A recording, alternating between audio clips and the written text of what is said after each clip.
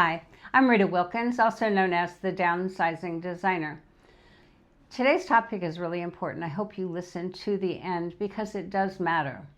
So, is your clutter threshold ruining your relationship?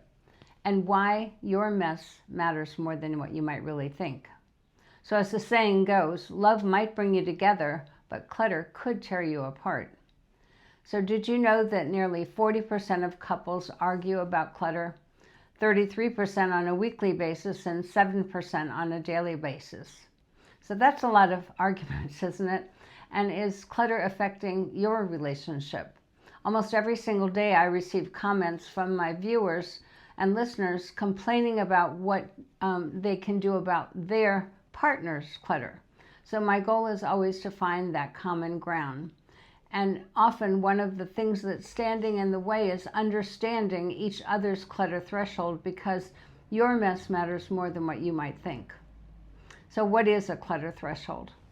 A clutter threshold is that point at which the amount of stuff in your space starts to cause stress, distraction, upset, and a lot of agitation.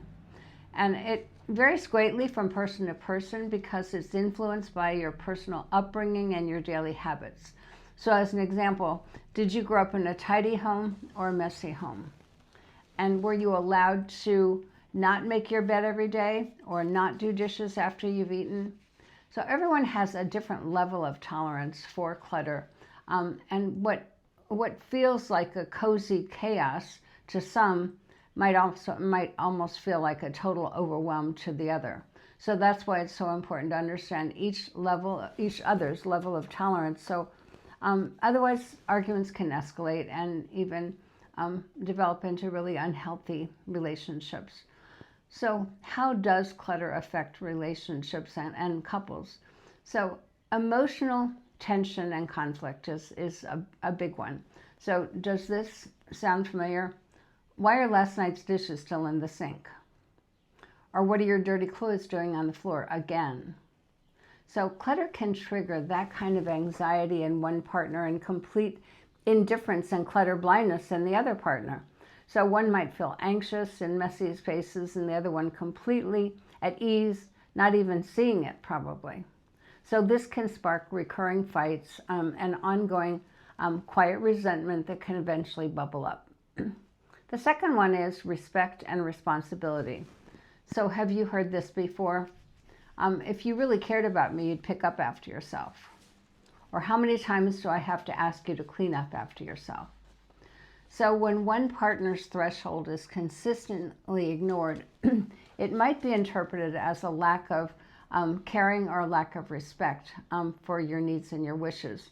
On the other hand, the more relaxed partner might feel that their autonomy is being under attack if they're constantly pressured or nagged.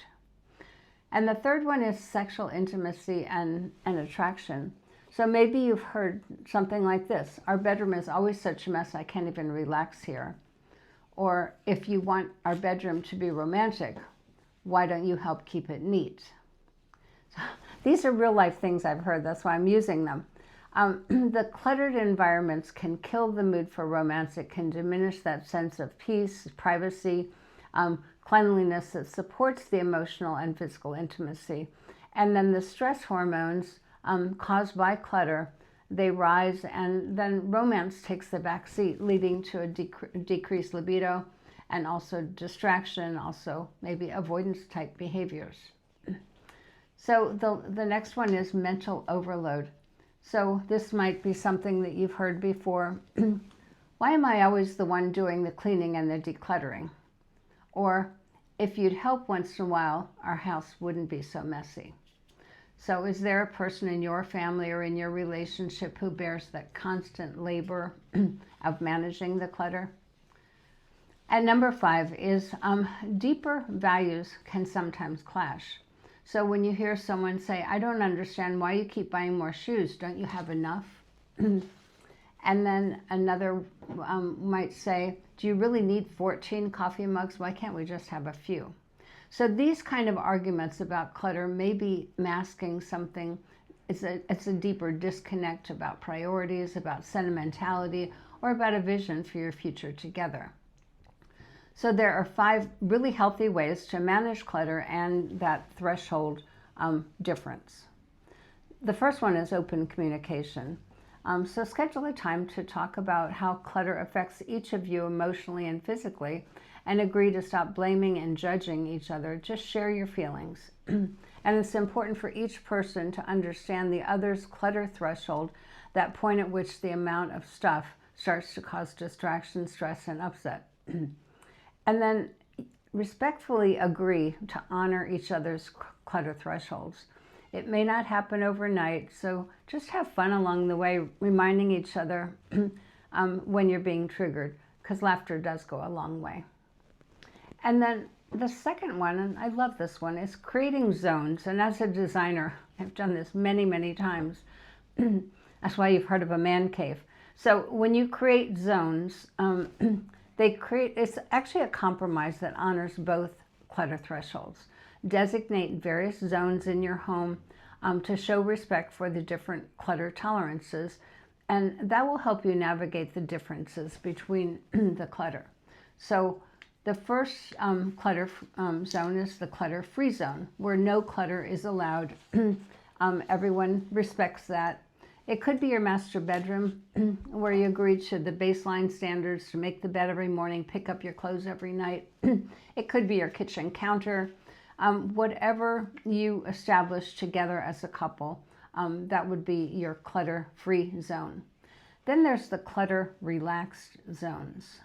And this provides a level of comfort for both parties. So that could be the family room. So you're sitting around and you're getting ready to go to bed, and to leave a little bit of clutter there is not going to make everybody crazy. And that could be, say, the newspaper, it could be a throw or a shawl or something like that. Not that it's totally messy, but it's clutter allowed zones are there's a certain level of comfort that's good for both. And then that's the cluttered relaxed zones. And then the third one is the clutter allowed zones. So this provides for a much higher level of comfort for the partner who is more prone to use that room and more prone to clutter. That's why we call them man caves, and that's why we call them hobby rooms.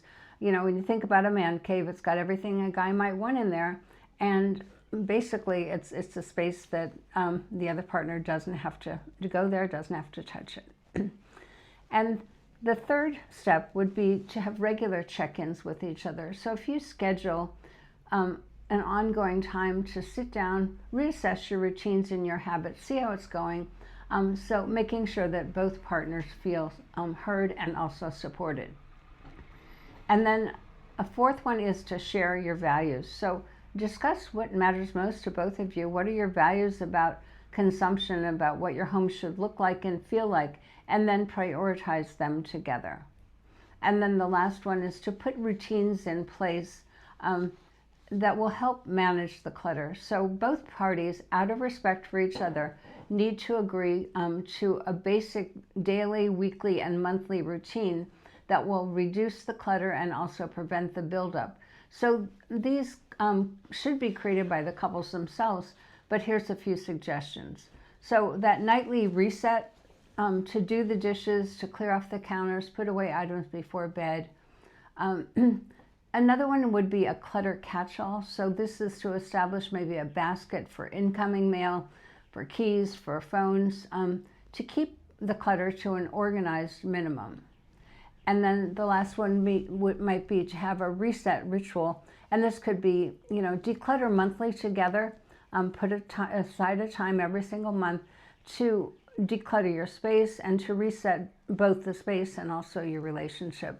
And that's a wonderful opportunity for you to talk about, you know, how things are going. So here's a few other words of wisdom. This is based on real life experience. That's why I'm smiling. So laughter does go a long way.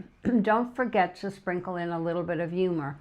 Learn to laugh at yourself once in a while for being so anal about, you know, a clean kitchen counter, especially when you have kids, or a clean mudroom, especially when you have kids. And then the second one is to learn to let the little things go.